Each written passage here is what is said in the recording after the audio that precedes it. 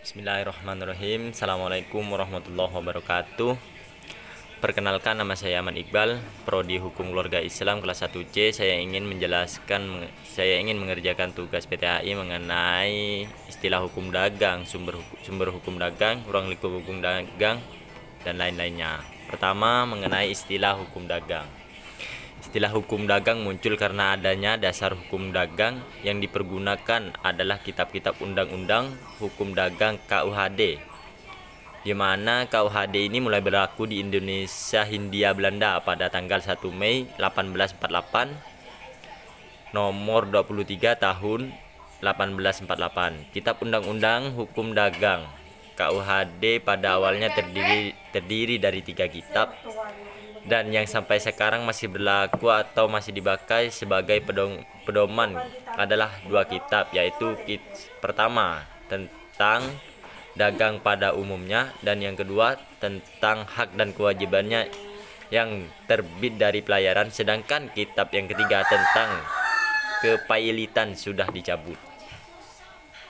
Yang kedua, mengenai sumber hukum dagang.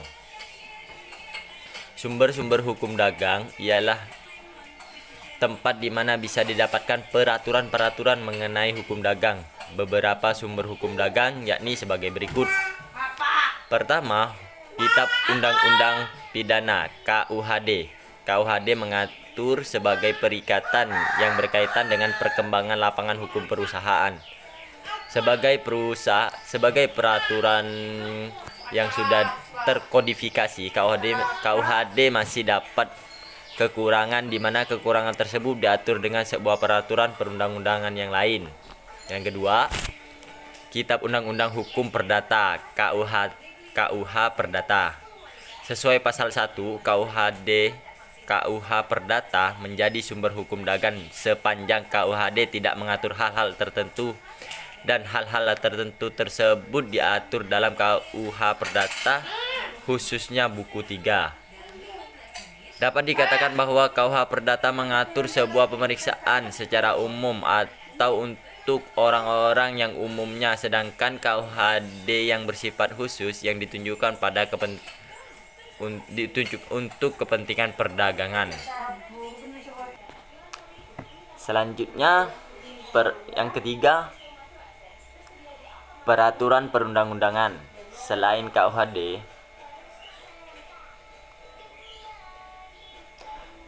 KUHD masih terdapat beberapa peraturan undang-undangan lain yang mengatur hukum dagang, diantaranya sebagai berikut. Yang pertama, Undang-Undang Nomor 10 Tahun 1998 tentang Perbankan.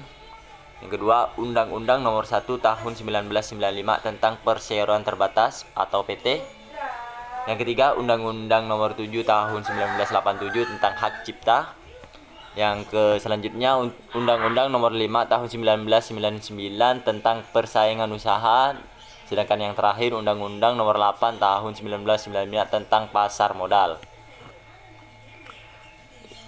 Yang keempat, kebiasaan yang dilakukan secara terus-menerus dan tidak terputus dan sudah diterima oleh masyarakat pada umumnya serta pedagang pada khususnya, bisa digunakan untuk sebagai sumber hukum dagang. Hal ini sesuai dengan pasal 1339 KUH Perdata, bahwa perjanjian tidak saja mengikat yang secara tegas diperjanjikan, tetapi juga terikat pada kebiasaan-kebiasaan yang sesuai dengan perjanjian tersebut. Contohnya tentang pemberian komisi, jual beli dengan angsuran, dan lain sebagainya. Yang kelima,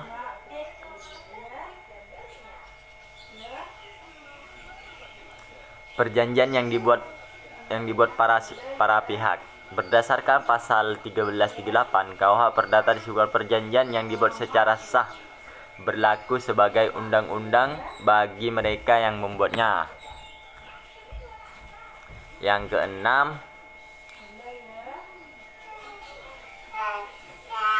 perjanjian internasional. Perjanjian internasional diadakan dengan tujuan supaya mengatur tentang persoalan hukum dagang bisa diatur secara seragam oleh masing-masing hukum nasional di negara peserta yang terikat dalam perjanjian internasional tersebut. Yang selanjutnya, ruang lingkup hukum dagang.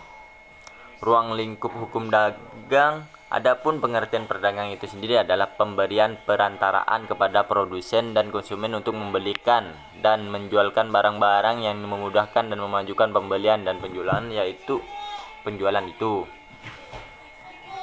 Dari pengertian di atas dimaksud pemberian perantaraan pada produsen konsumen itu meliputi aneka perjanjian seperti: pertama,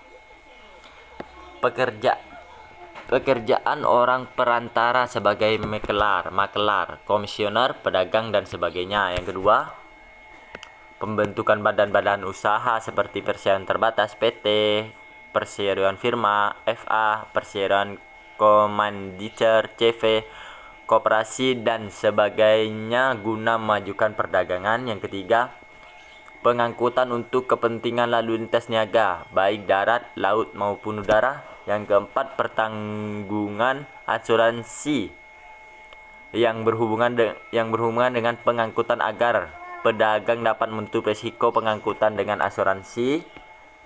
Yang kelima, perantara bankir untuk proses transaksi pembelanjaan barang. Yang terakhir, menggunakan surat-surat berharga, surat perniagaan seperti whistle, cek, aksep, dan lain sebagainya, alat pembayaran yang mudah untuk memperoleh kredit.